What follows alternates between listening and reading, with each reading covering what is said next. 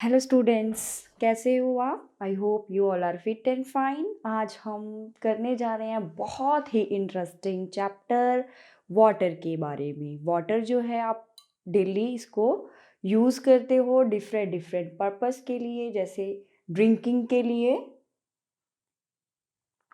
तो वाटर जो है ये बहुत ही इम्पोर्टेंट पार्ट है हमारी लाइफ का।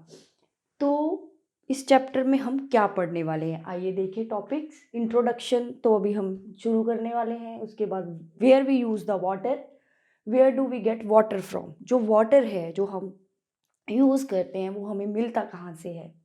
वाटर साइकिल के बारे में देखेंगे, क्लाउड्स के बारे में देखेंगे, कैसे फॉर्म होते हैं, back to oceans, flood drought conditions क्या हैं, कंजर्वेशन क्या है, मींस वाटर को कैसे कंजर्व किया जाता है। ये थे हमारे कुछ टॉपिक्स जो आपकी बुक में गिवन हैं। सारे ही टॉपिक हम इस वीडियो में वन बाय वन डिस्कस करने वाले हैं। चलो शुरू करते हैं वाटर के बारे में। स्टूडेंट्स, मान लीजिए आपको एक बकेट पानी दे दिया जाए। डेली एक बकेट आपको पानी देते रहे एक वीक के लिए। क्या आपकी पूरी फैमिली उस एक बकेट में सरवाइव कर सकती है पानी के लिए? क्या होगा आपका आंसर? बहुत मुश्किल है, क्योंकि वाटर जो है हम डेली इसे यूज़ करते हैं डिफरेंट डिफरेंट पर्पसेस के लिए। एक बकेट पानी आई थिंक हमारी पूरी फैमिली के लिए इनफ नहीं है, हमें और ज़्यादा पानी चाहिए। एक बकेट में तो हम नहा भी नहीं सकते ना अच्छे से, और बहुत सारे काम होते हैं। हमने पानी देखते हैं हम कहाँ कहाँ यूज़ करते हैं, जैसे कि यूजेस ऑफ वाटर। कहाँ कहाँ यूज़ करते हो आप वाटर? जैसे ड्रिंकिंग के लिए, हमें ड्रिंकिंग के लिए वाटर चाहिए। और किसके लिए वाटर चाहिए होता है? हमें बाथिंग के लिए चाहिए होता है, ब्रशिंग के लिए आप यूज़ करते हो। कितना पानी हम वेस्ट कर देते हैं ब्रशिंग के टाइम।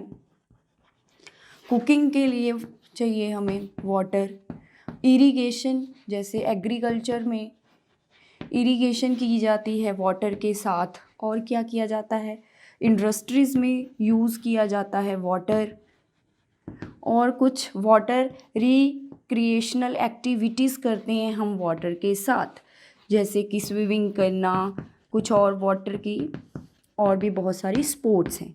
तो ये कुछ यूजेस हैं जो हम देख रहे हैं यहाँ पे वाटर के। तो ये कॉमन है। जो हम इसके अलावा भी छोटे छोटे से काम हैं जो हम करते हैं वाटर के, जैसे आप किचन में ही देख लो। कुकिंग तो चलो करते ही हैं, और पल्सेस को वॉश करना, राइस को वॉश करना, छोटे छोटे से काम भी हम बहुत सारे कर लेते हैं वाटर के साथ। ऐसे ट्रांसपोर्टेशन के लिए भी वाटर बहुत ज़्यादा इम्पॉर्टेंट है। Manufacturing of the many products में, इंडस्ट्रीज़ में, फैक्ट्रीज़ में वाटर यूज़ होता है। तो वाटर, एक बकेट वाटर जो है, it is not sufficient for us to survive. पूरा दिन एक बकेट पानी के लेके हम इतने सारे काम नहीं कर पाएंगे। कुकिंग ही होगी या फिर ड्रिंकिंग ही होगी, तो उसमें नहाना भी है, ड्रिंकिंग भी करनी है, कुकिंग भी करनी है। एक बकेट में पूरी फैमिली ने नहीं पॉसिबल है। तो हमें बहुत सारा पानी चाहिए होता है। तो आप समझ चुके होंगे कि वाटर जो है कितना ज़्यादा इम्पॉर्टेंट होने वाला है हमारे लिए। तो चलिए देखते हैं कि from where we get the water. कहाँ से मिल रहा है हमें पानी? आप बताइए कहाँ से मिलता है पानी? आप सिंपल बोल दोगे जी टैप से आता है पानी। नहीं, टैप्स में तो आता ही है, लेकिन वो टैप में पानी आ कहाँ से रहा है? डिफरेंट डिफरेंट सोर्सेज हैं वाटर के। तो आप देखे भी होगा आपने, बहुत सारे सोर्सेज, जैसे रिवर्स हैं, पॉन्ड्स हैं, लेक्स हैं। ऐसे हैंड पंप से भी हम पानी निकालते हैं, ट्यूबवेल है हमारे पास। तो हम देखते हैं कौन कौन से सोर्सेज हैं। ये वाला topic, from where we get water from, sources basically हम इसको लिख सकते हैं शॉर्टकट में। तो कहाँ से हमें पानी मिल सकता है? पॉन्ड्स में अवेलेबल है वाटर, रिवर्स में अवेलेबल होता है, और कहाँ पे है? लेक्स में है, स्प्रिंग है होते हैं, चश्मे वाटर के, और वेल्स में होता है। हम हाँ, हैंड पंप से पानी निकालते हैं। तो ये कुछ सोर्सेज हैं हमारे पास। और ये कहाँ, हैंड पंप से हम कौन सा वाटर निकालेंगे? हैंड पंप से हम कौन सा वाटर निकालते हैं? Ground water. मीन्स ग्राउंड के अंदर जो पानी है उसको हम बोलते हैं ग्राउंड वाटर। तो ये कुछ सोर्सेज हैं हमारे पास वाटर के। तो बहुत सारे सोर्सेज हैं हमारे पास वाटर के। तो स्टूडेंट्स, आपने ये भी पढ़ा है कि जो हमारी अर्थ है उस पे 2/3 पार्ट ऑफ अर्थ क्रस्ट जो है वो कवर होता है वाटर से। अप्रॉक्सीमेट 71% भी आपने किसी बुक में पढ़ा होगा कि हमारी अर्थ जो है उसकी सरफेस जो है 71% वाटर है, उसके ऊपर बहुत सारा पानी है। लेकिन फिर भी हमेशा बोला जाता है कि पानी कम है जी, इसको सेव किया जाए, इसको सेव किया जाए। जबकि हमारी जो अर्थ है उस पे लैंड कम है, वाटर का जो पार्ट है वो ज़्यादा है। 71% क्या है हमारे पास, वाटर है। ओनली 29% लैंड है जिसके ऊपर हम रहते हैं। तो पानी तो ज़्यादा है, फिर भी हम बोल देते हैं कि पानी कम है जी, कम है जी, कम है। ऐसा क्यों कहा जाता है? तो चलिए देखें क्या है इसके पीछे। इतना पानी अवेलेबल होने के बाद भी हम ये क्यों कहते हैं कि हमारे पास पानी कम है, इसको बचा के रखा जाए। सेव वाटर, सेव लाइफ, ऐसे बहुत सारे स्लोगन आपने पढ़े होंगे। जल है तो कल है, जल है तो जीवन है, लाइक दिस। तो बहुत सारे हमारे पास स्लोगन भी होते हैं वाटर से रिलेटेड, इसको कंजर्व करने के लिए। ऐसा क्यों बोला जाता है, चलिए देखें। तो स्टूडेंट्स, मान लो आपकी अर्थ पे बहुत सारा वाटर है 71%, लेकिन ये वाटर जो है इसमें से ज़्यादातर वाटर ओशंस में होता है, सीज में है। तो ये वाला वाटर तो कौन सा होता है? सॉल्टी वाटर होता है। सेलाइन वाटर भी इसको हम बोल देते हैं, क्योंकि इस वाटर में बहुत ज़्यादा क्या डिज़ोल्व हुआ होता है? सॉल्ट डिज़ोल्व हुआ होता है। और ये वाटर जो होता है ये हमारे लिए क्या है? अवेलेबल नहीं है। इससे प्लांट्स भी नहीं यूज़ कर सकते, ना ही एनिमल्स यूज़ कर सकते हैं ड्रिंकिंग वगैरह के लिए, और ना ही ह्यूमन बींग्स। ना ही ये वाटर एग्रीकल्चर के लिए सूटेबल होता है, एग्रीकल्चर के लिए, ना ही डोमेस्टिक पर्पस के लिए सूटेबल है। तो इसे हम यूज़ नहीं कर सकते डायरेक्टली। क्लियर? तो ये वाटर हमारे लिए क्या है? यूज़फुल नहीं है। पानी, बहुत ज़्यादा पानी, मान लीजिए इतना तो हमारी अर्थ में वाटर है। पहले तो हम देखें, मान लीजिए ये आपकी अर्थ है, इस पे से 71% वाटर है और इसमें 29% लैंड है। मान लीजिए ये लैंड का एरिया है, ये वाटर है। क्लियर? अब इस एरिया को हमने देखो कैसे डिवाइड किया हुआ है। मान लीजिए इसका अगर पूरा सर्कल बनाएं, 71 का ये पूरा था, तो इसमें से जो 97% वाटर होता है वो किसके पास है? 97% वाटर वो ओशंस में है स्टूडेंट्स, और सीज में है, सॉल्टी वाटर है। तो कितना बच गया? ओनली 3%। 3% वाटर जो है ये फ्रेश वाटर माना जाता है, जिसे हम यूज़ कर सकते हैं। 3% वाटर है, ठीक है। 3% वाटर जो होता है जो सॉल्टी नहीं है, मीन्स उसमें सॉल्ट नहीं है। लेकिन इस 3% में से भी जो पूरा 3% हम यूज़ नहीं कर सकते। क्यों? अभी देखेंगे। क्योंकि ये 3% जो वाटर कह रहे हैं कि अवेलेबल होता है, नहीं, इसमें से हमारे पास 2% वाटर जो हो गया वो मान लीजिए वो आइस में है, ग्लेशियर्स की फॉर्म में होता है, और कुछ वाटर अंडरग्राउंड है जिसे हम यूज़ नहीं कर सकते।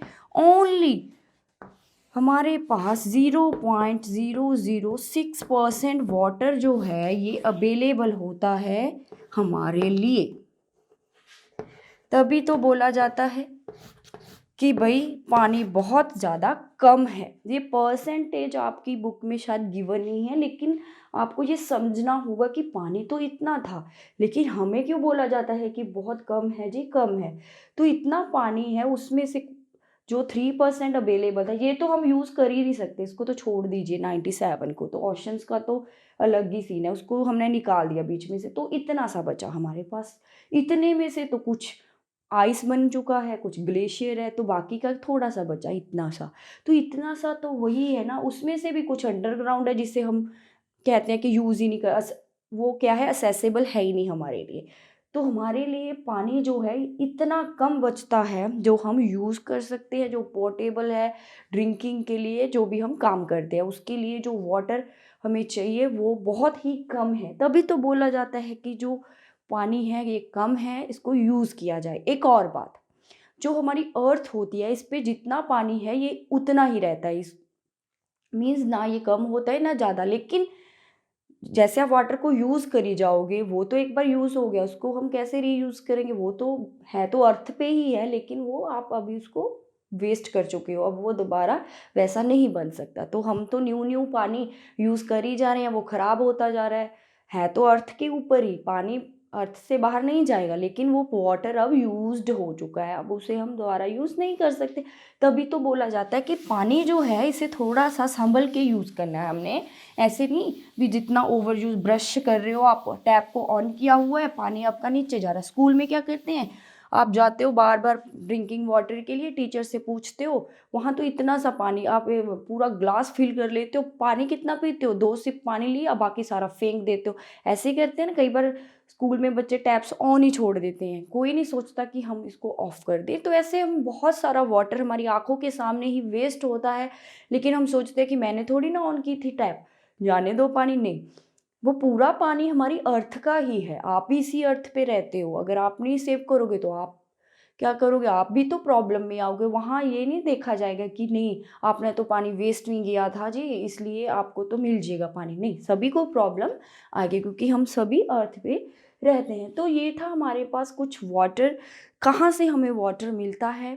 हम अंडरग्राउंड जो वाटर है जो हमारे लिए असेसेबल है, अंडरग्राउंड में पानी जो है, कुछ वाटर हमारे लिए अवेलेबल है, कुछ नहीं है। अंडरग्राउंड वाला जो अवेलेबल है वो हम कैसे निकालते हैं, वो हम हैंड पंप से निकालते हैं, जहाँ हम ट्यूबवेल से निकालते हैं, जहाँ जो वेल्स हैं वहाँ पे भी अंडरग्राउंड से ही पानी आता है। जो वेल होते हैं कुछ लेक्स में, कुछ रिवर्स में भी अंडरग्राउंड से ही पानी आता है। मीन्स जो अंडरग्राउंड वाटर है ये भी हमारे लिए बहुत ज़्यादा इम्पॉर्टेंट हो जाता है, लेकिन वो बहुत कम होता है पानी।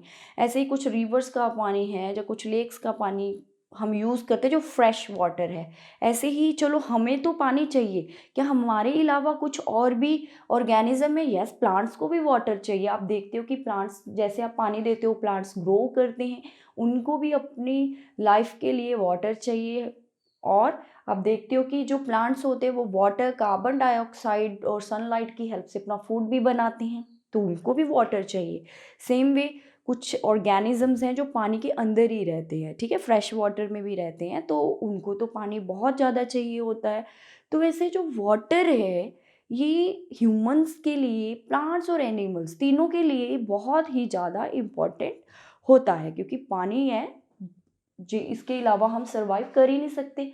तो उसके बाद आता है वाटर साइकिल। अभी मैंने बोला था कि जो अर्थ पे 71% वाटर है ये उतना ही बना रहेगा, ये कम नहीं होगा, चाहे हम उसको यूज़ कर रहे हैं, रहेगा तो वो अर्थ पे ही, गायब थोड़ी ना हो जाएगा।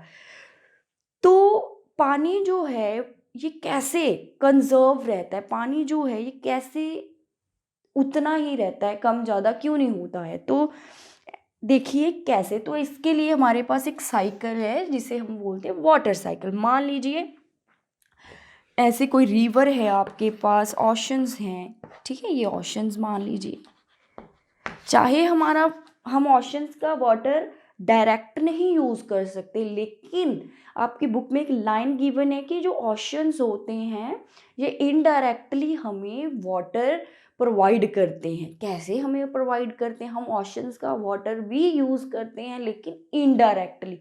कैसे देखेंगे, ओशंस हैं, लेक्स होती हैं हमारे पास, क्लियर, ऐसे ही कुछ ट्रीज़ हैं हमारे पास, ठीक है। तो मान लीजिए यहाँ से जो वाटर है ये क्या होता है, सनलाइट है, ठीक है, सनलाइट से पानी गर्म हो जाएगा और पानी से क्या निकलेंगे जी, गर्म होने के बाद वाटर वेपर्स बन जाएंगे, ठीक। वाटर वेपर्स क्या है, पानी का भाप बन जाना। यहाँ से वाटर था हमारा पूरा, ये वाटर है ना, ये गर्म हुआ और इसके वाटर वेपर्स ऊपर जा रहे हैं, ऊपर जाने के बाद ये क्या हो जाएंगे, कंडेंस होने वाले हैं, कंडेंस होकर वो क्या बन जाएंगे, क्लाउड्स बनेंगे। अभी हम देखेंगे कि कैसे बने थे क्लाउड्स, आगे टॉपिक है, क्लाउड बना, ठीक। ऐसे ही ट्रीज में से भी वाटर क्या होता है, इवेपोरेट। हमने 7th चैप्टर में भी पढ़ा था एक टर्म ट्रांसपीरेशन, शायद आपको पता हो। ट्रांसपीरेशन जो है एक प्रोसेस होता है, ये भी इवेपोरेशन ही होता है, वाटर का इवेपोरेट होना इवेपोरेशन है, लेकिन कहाँ से होती है ये इवेपोरेशन? लीफ से। लीफ कहाँ होते हैं? प्लांट के। तो जब वाटर लीव्स में से इवेपोरेट होता है तो इसको एक टर्म बोल दी गई है, ट्रांसपीरेशन है। ये इवेपोरेशन ही है। सिंपल इवेपोरेशन ये वाली हो रही है, यहाँ पे इसको ट्रांसपीरेशन ही बोलेंगे। इसको हम बोलते हैं जी इवेपोरेशन, क्योंकि यहाँ पे लीफ नहीं है ना। तो जब वही पानी लीव्स में से उड़ रहा है तो भाप बन के निकल रहा है, तो वो ट्रांसपीरेशन बन जाएगा। जब किसी और सोर्स से, लेक से, ओशन से ऐसे पानी जा रहा है तो वो क्या है? इवेपोरेशन होता है। ऐसे सॉइल में भी पानी होता है तो वहाँ से भी इवेपोरेट होता रहता है। वेट सॉइल है तो ऐसे आप कपड़े सुखाते हो, गीले कपड़े रख देते हो, वहाँ से भी वाटर इवेपोरेट हो जाता है। ऐसे हर एक जगह से पानी इवेपोरेट होता है जहाँ पे पानी अवेलेबल है। क्लियर? तो ओशन में ज़्यादा वाटर है तो वहाँ ज़्यादा इवेपोरेशन होगा, तो वहाँ से ज़्यादा वाटर वेपर्स बनेंगे, वहाँ जाके क्लाउड्स बनते हैं। जब क्लाउड बनेंगे तो क्या होगा? रेन होगी ना।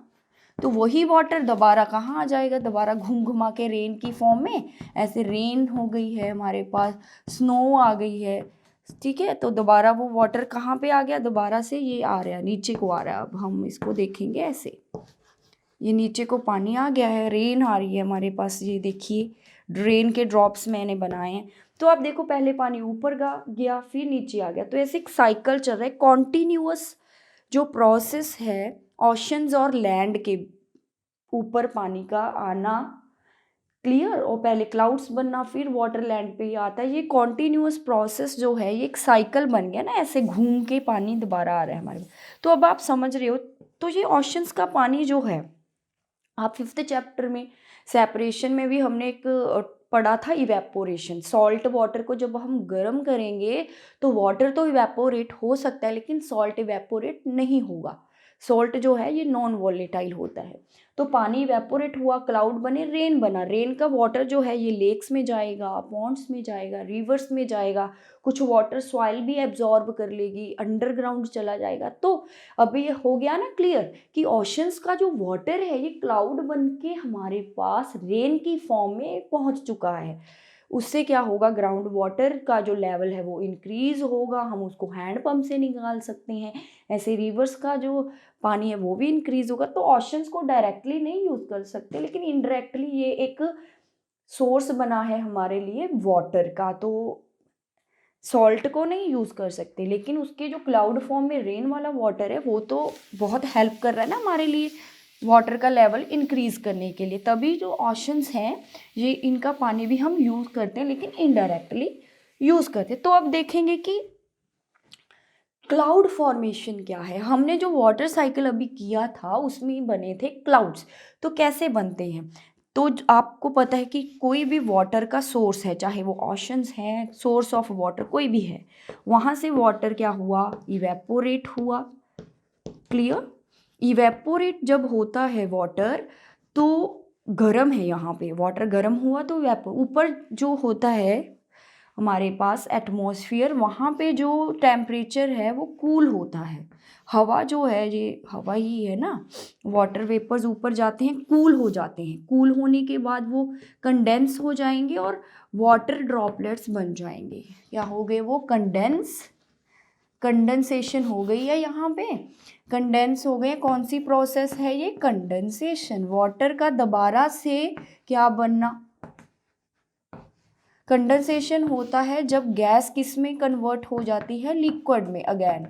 तो ये प्रोसेस होती है कंडेंसेशन। और इवेपोरेशन क्या होता है? लिक्विड जब किस में कन्वर्ट होती है? गैस स्टेट में। क्लियर? तो ये क्लियर आपको पता होना चाहिए। तो चलो यही वाटर ड्रॉपलेट्स हमें किस फॉर्म में दिखते हैं? क्लाउड फॉर्म में। तो रेन कैसे होती है?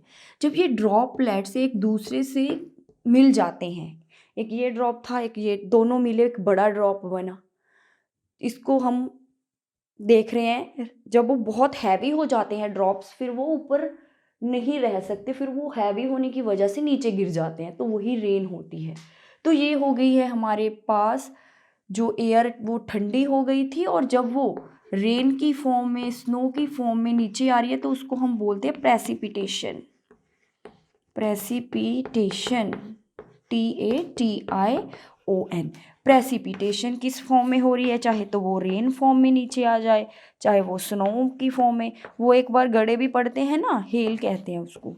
रेन फ्रोज हो जाती है जब ठंडी, बहुत ज़्यादा ठंड होती है तो रेन की ड्रॉपलेट्स वो गड़े से बन जाते हैं, वो गिरते हैं ना गोल गोल से नीचे। कई बार स्नो कॉन्टिन्यूस, जब पूरी बर्फ़ ही आ रही है हमारे पास, वो स्नो बन जाती है। तो ऐसे ही हमारे पास 3 प्रोसेसेस हम यूज़ करते हैं।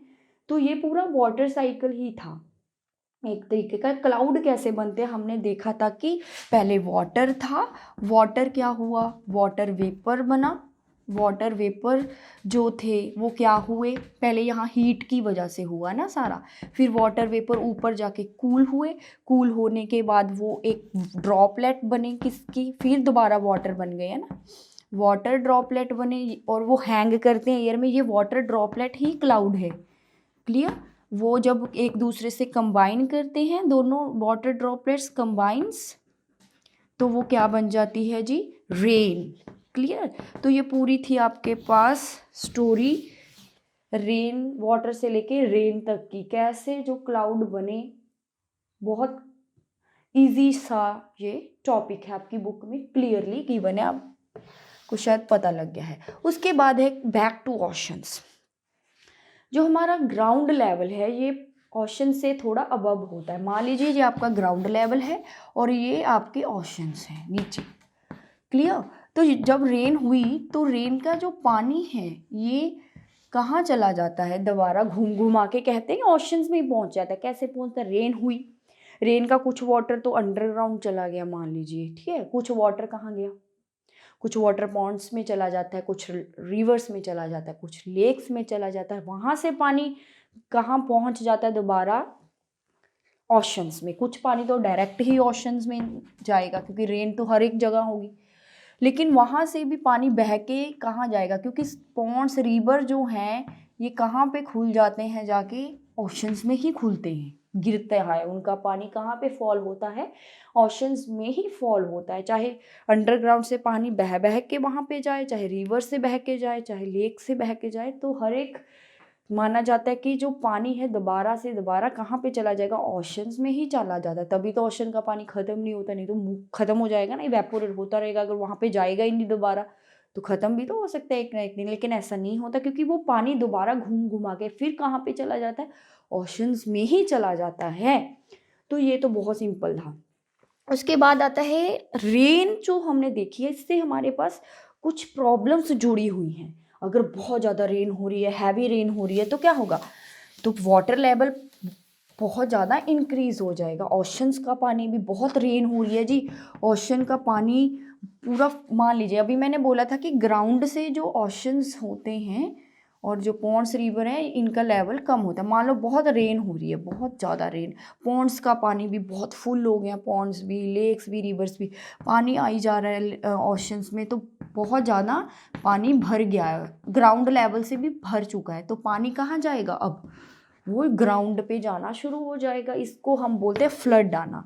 फ्लड क्या होते हैं, due to excessive rainfall, due to excessive rainfall, जो वाटर है ये कहाँ पे जाता है, ग्राउंड पे आना शुरू हो जाता है।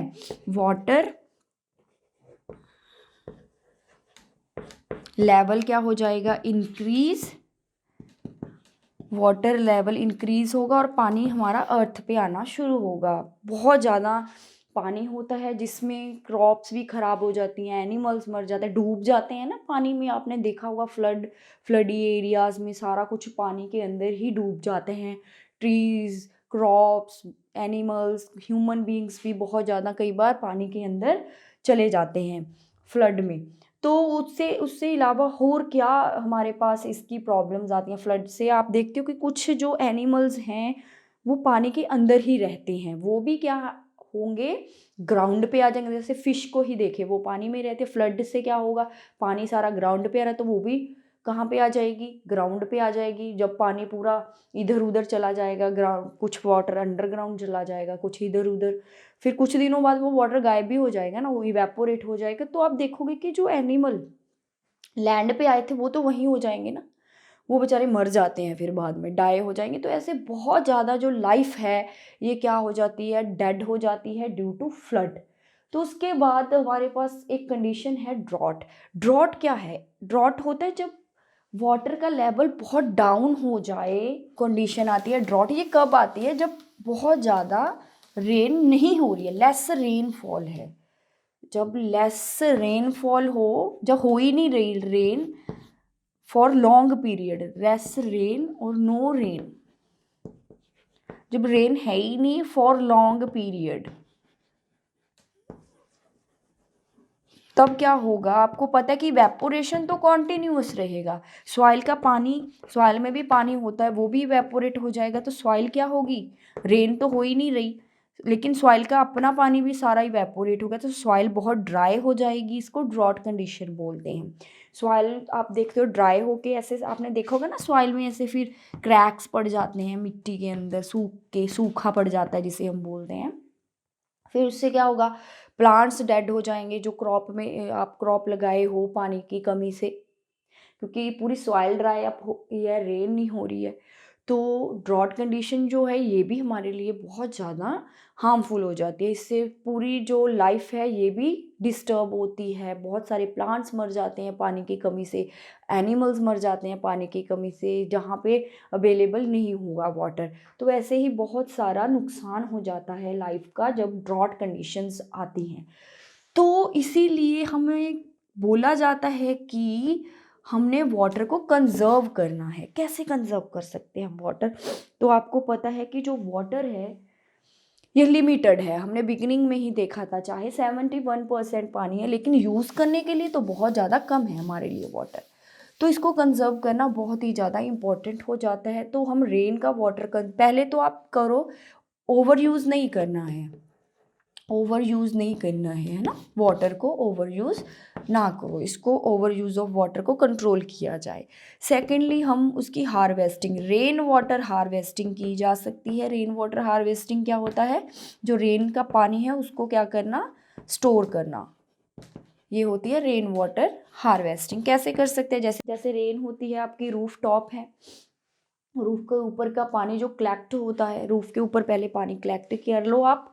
ऐसे मान लो आपका घर था, इसके ऊपर आपकी जो रूफ है, ये आपका घर है मान लीजिए, यहाँ पे आपने पानी कलेक्ट कर लिया है पूरा।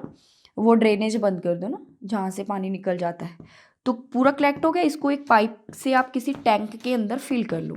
टैंक के अंदर फिल कर लिया वाटर, जस्ट डायरेक्टली ही ड्रेन से डायरेक्ट टैंक में आप पाइप लगा दो, वो पूरा भर जाएगा। और उसको आप डिफरेंट पर्पसेस के लिए यूज़ कर सकते हो, जैसे कि क्लीनिंग के लिए यूज़ कर सकते हैं, प्लांट्स को भी हम वाटरिंग कर सकते हैं, और क्या कर सकते हैं हम उसको कार वगैरह वॉश करने के लिए। तो ऐसे छोटे छोटे से काम हम उससे कर सकते हैं ना, तो हमारा कितना पानी बच जाएगा। और एक तो ये है रूफ टॉप हार्वेस्टिंग कर सकते हो आप। सेकेंडली जो डायरेक्टली ही पानी को ग्राउंड में जाने दें, जैसे जो रोड साइड से ड्रेनेज है वो कहाँ पे जाएगा? पानी डायरेक्टली अपने आप ग्राउंड में चला जाएगा। तो ये भी एक रेन वाटर हार्वेस्टिंग है। उससे फिर ग्राउंड का जो वाटर लेवल है वो इंक्रीज होगा, तो ऐसे पानी की जो कमी है वो नहीं होगी। तो ऐसे हमारे पास है कि वाटर को कैसे कंजर्व किया जाए। जो रेन का वाटर है उसको वेस्ट नहीं होने देना। उसको हम, अगर आप रूफ टॉप पे नहीं कर सकते, आप छोटे छोटे से वो ले सकते हो ना, टब ले सकते हो, उसको रेन के बाहर ऐसे जब रेन हो रही है तो रख दो, तो आप देखोगे पूरे भर जाते हैं पानी से। तो उसको आप क्लीनिंग के लिए, वॉशिंग के लिए, प्लांट्स को बाद में यूज़ कर सकते हो, उसको स्टोर करके रख लीजिए। तो ऐसे हम उसको डिफरेंट डिफरेंट पर्पसेस के लिए यूज़ कर सकते हैं। तो ये था हमारे पास वाटर। बहुत ही सिंपल टॉपिक है कि वाटर जो है कहाँ पे यूज़ किया जाता है, कौन सी प्रोसेसेस थी जो वाटर साइकिल में यूज़ होती हैं, क्लाउड फॉर्मेशन में यूज़ होती हैं, कैसे जो ये प्रॉब्लम्स हैं हमारे पास फ्लड एंड ड्रॉट, कि कैसे ह्यूमन लाइफ को डिस्टर्ब करती हैं, एनिमल प्लांट्स को डिस्टर्ब करती हैं, वो कैसे हम वाटर को कंजर्व करते हैं। ये कुछ टॉपिक हैं जो आपको एग्ज़ाम में पूछे जा सकते हैं। आई hope you like this video. Thank you.